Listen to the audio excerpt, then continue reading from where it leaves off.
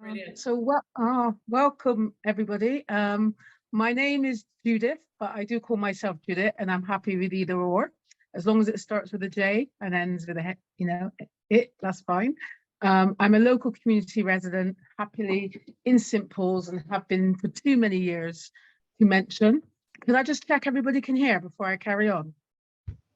Loud and clear. Yeah, great. Okay.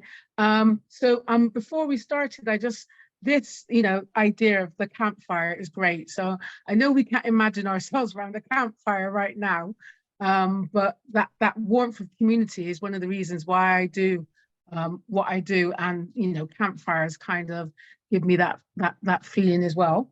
The picture you can just see there, I just found a quote on internet, and it says, "A campfire is oh no, that's the wrong one. Lost it. My brain's gone. I'll find it in a minute.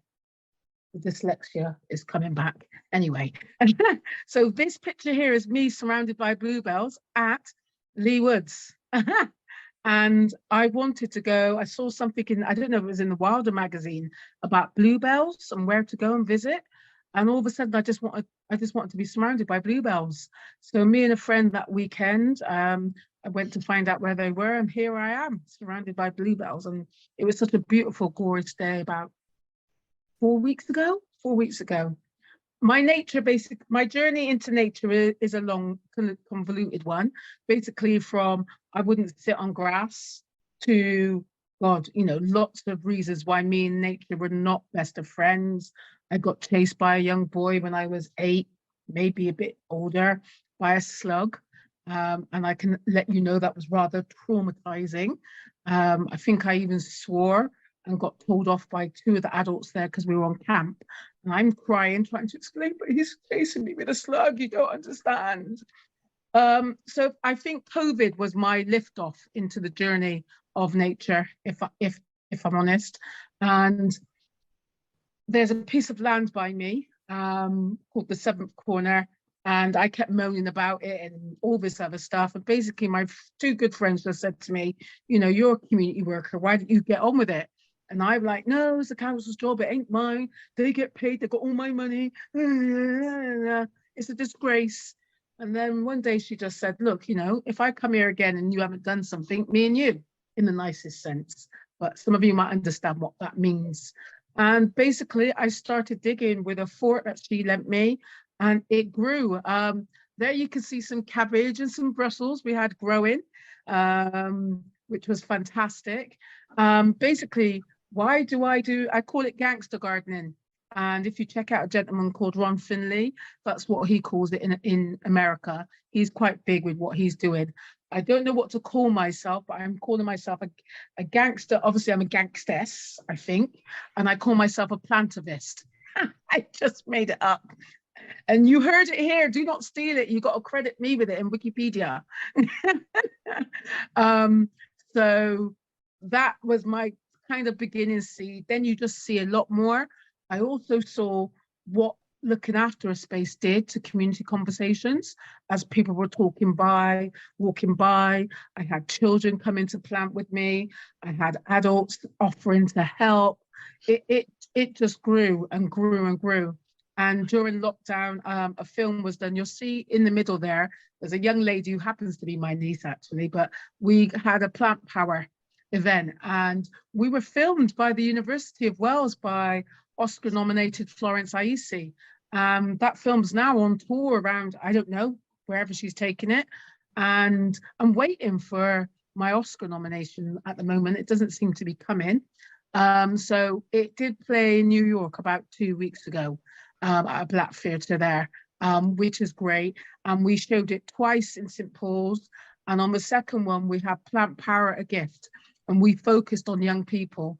And the young people then did a workshop with me and Amrish, who's next to you from Bristol Rainforest. He is fab. It'd be great if you can get him on here, actually. He's just amazing.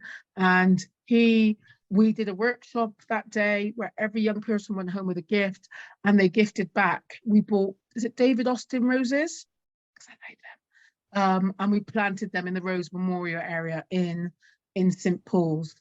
So that giving back was done. It was a mutual day. It was a beautiful beautiful day. I mean, we've done so much stuff. I've just been awarded, luckily, from Bristol Redispro, £1,000, all about 20 projects, I think.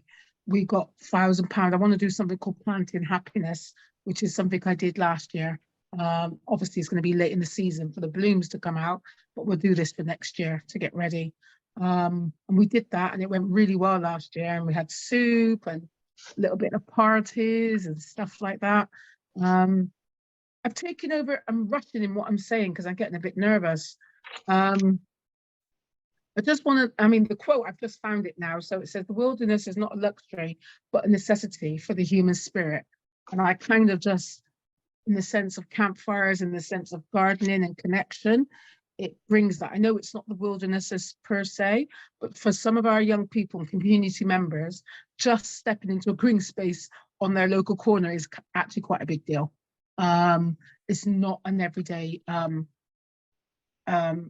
issue for some people, not everybody, but for some, especially when our green spaces aren't well managed. And that's what I'm trying to change, is that, wow, isn't this beautiful to have daffodils just popping up all over the place. I planted about 3 years ago about 400 tulips just in random places, and that color just popping up. And I think some of you will know this, the history that goes with tulips. You know, they were more expensive than houses. They were seen to be quite, you know, they were quite wealthy for you to have tulips. So it's kind of interesting how it's I'm utilizing them now. And my dream around the roses area is to have Black Roses Memorial area. That hasn't been achieved yet. What am I needing? What would I like? I would just like more care. So this is the 7th corner, just here, and if you can see, it's actually by one of the 7 saints. I mean, that vision of it is looking beautiful. At the moment, it's a bit of a dried up, it's a beautiful space. It's got plenty of opportunities to grow. There we are. My place is just in the corner there. We've done some wildflowers in the little corner there. But I mean, the council have been quite happy. I mean, definitely read the stuff that Sophie's got about taking over green spaces. I don't ask for permission. That's partly gangster gardening. If I have to, I'll ask for forgiveness. I don't think planting plants and giving back to the community is something that I should have to get permission for. I think all green spaces should be reclaimed and repurposed, especially in the height of what's going to be happening in the world right now around food poverty on our doorsteps, when there is land in different ways that we can repurpose a lot better. I don't know if that's my 10 minutes. Oh, yes. So, oh, thank you for that. I presume, yeah, if it's not, so, I mean, if Sophie can, if any of you ask her, she'll send you this information. The last one is Flourishing in St. Paul. So that's basically what I'm part of. That's my aim. My dream is to have 7 corners, urban corners in St. Paul's, flourishing in different ways, areas that wouldn't be used, aren't being, to reclaim them and repurpose them. Again, through, you know, ask forgiveness later. That's my policy. And you can see the people we've had involved, and there's me in the pink in the corner, there's Gullit, there's the young people who came to plant, and there's Alice, who gave us some plants and would help us out.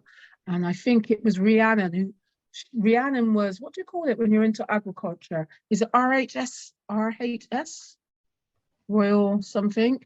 She was a local person, but she done a course in with RHS, and she would come and give us some of her knowledge. And that made a difference as well, because I'm not somebody who knows, I just do.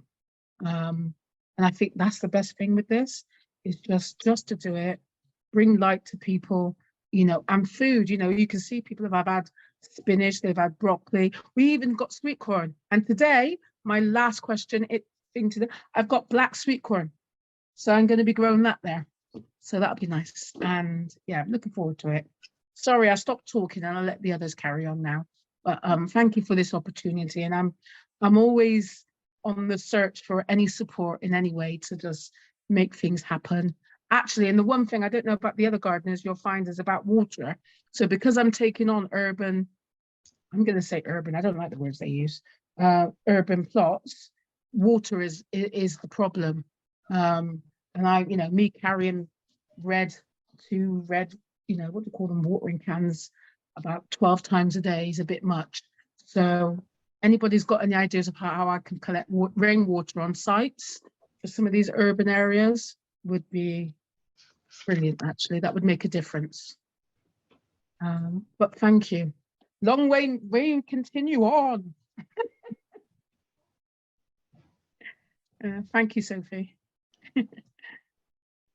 That's brilliant. Thanks ever so much, Judith.